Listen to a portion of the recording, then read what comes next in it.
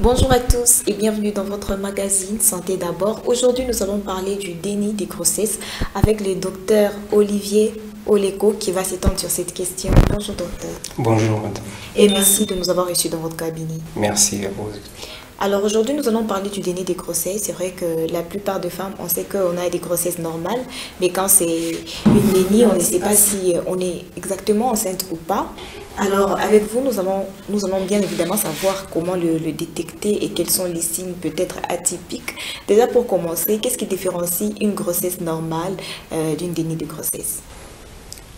Tel que vous venez de dire, une grossesse normale par rapport au déni de grossesse, c'est que à une grossesse normale, souvent c'est après un désir de maternité, on tombe enceinte, ou peut-être on le sait en rapport avec certains signes que présente la personne.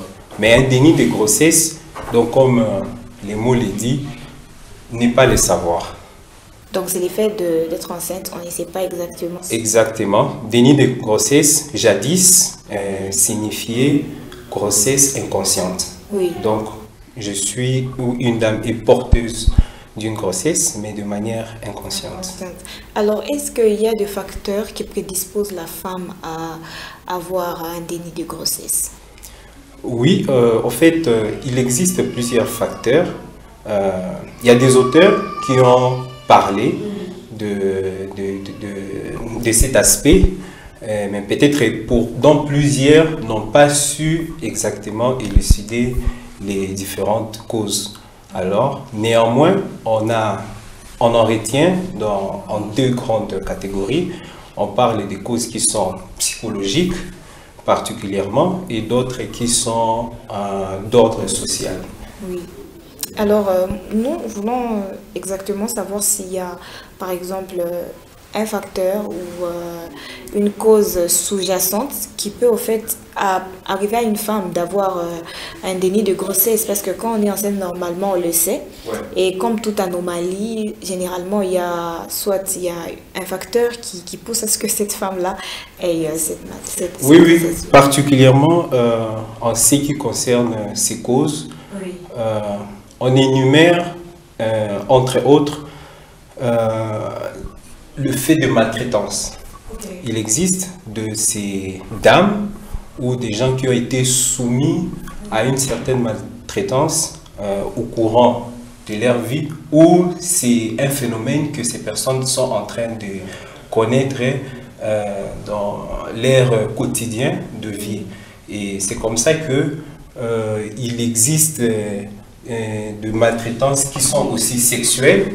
Ils sont en quelque sorte dans un esclavagisme sexuel, et déjà le moral, il n'y a pas, et la personne peut être porteuse d'une grossesse, mais intérieurement elle sait qu'elle vit son cauchemar au quotidien sans pour autant savoir de quoi elle est exactement en termes de grossesse ou pas. Alors, généralement, parlant de déni de grossesse, est-ce qu'il y a des signes ou des symptômes atypiques pouvant identifier que telle femme a vraiment un déni de grossesse?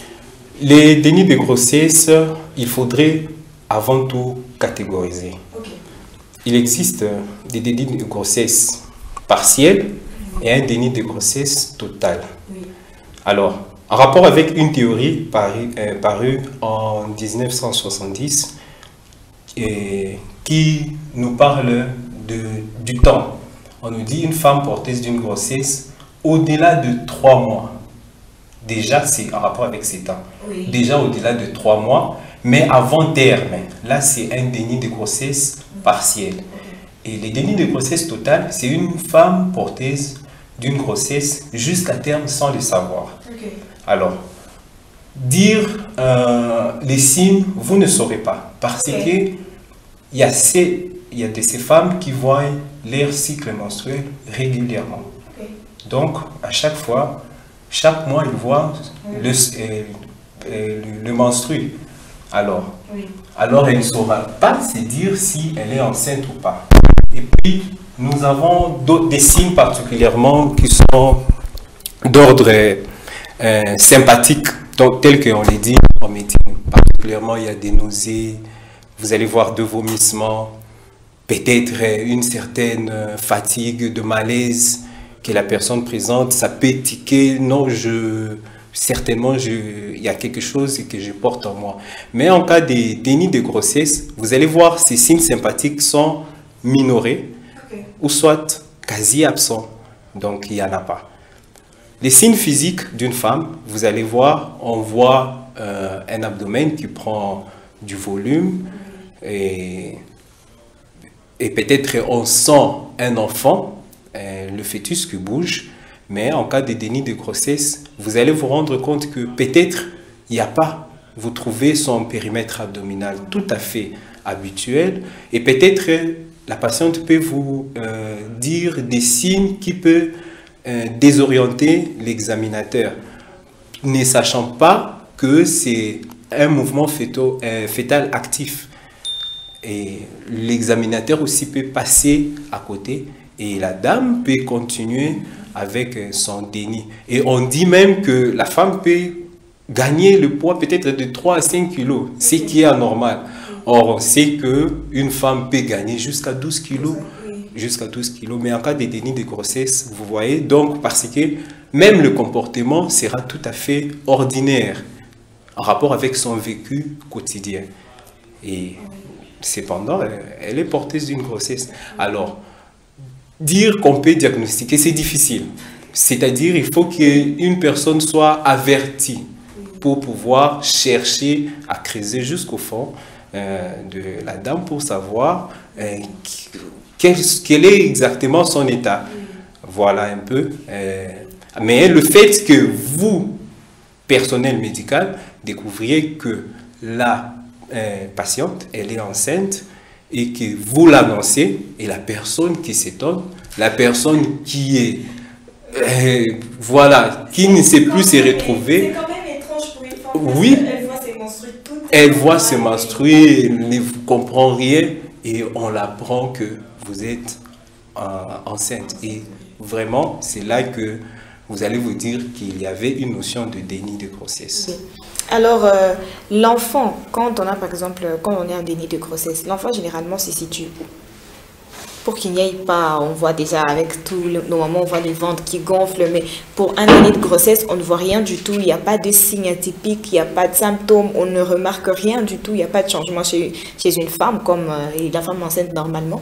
Alors, quels sont de... L'enfant, lui seul, réside où? Bon, l'enfant réside au sein de sa mère, oui. C'est tel que j'ai dit, réside au sein de sa mère, oui. Mais le problème c'est le devenir de cet enfant, oui. C'est ça, le problème c'est le devenir de l'enfant. C'est là où vraiment le problème va le plus se poser, oui. Le devenir de l'enfant, parce oui. Que c'est un enfant qui vient de manière inconsciente par rapport à celle qui porte cet enfant, et la maman n'a pas un projet particulièrement de société en rapport avec cet enfant. Et c'est donc en ces moments-là que on peut retrouver maintenant les conséquences. Qu'est-ce qui peut arriver maintenant à cet enfant? D'accord. Alors, la maman, en cas de déni de grossesse, elle se rend compte quand? À quel stade exactement qu'elle est enceinte? Tel que je vous ai dit, ça dépend. Oui. Il y a celle qui peut se rendre compte à terme de la grossesse, c'est-à-dire un bon jour, elle se réveille, elle a de très fortes douleurs abdominales, des douleurs qui conduisent, les contractions qui conduisent à l'accouchement, oui. Et si jamais elle n'est pas partie consulter, un accouchement peut avoir lieu à domicile. Donc, oui. Mais si jamais c'était...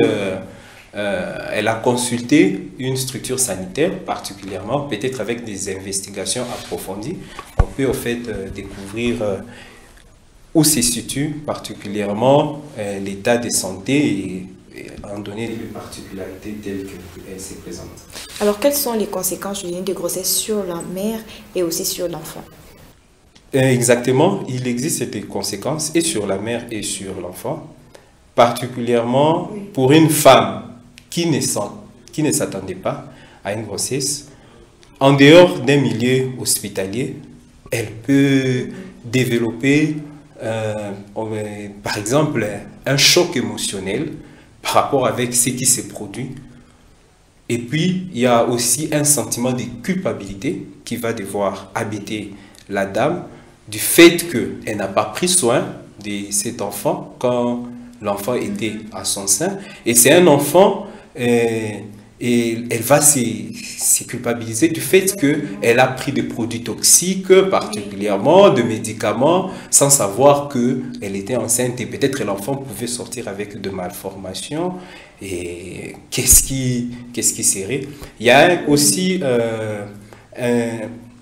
un autre concept qui parle des néonaticides, c'est-à-dire que c'est un enfant qui naît et puis voilà, soit la maman se décide de ne pas prendre soin de cet enfant et l'abandonner à son sort et que cet enfant peut succomber, ne peut pas survivre particulièrement.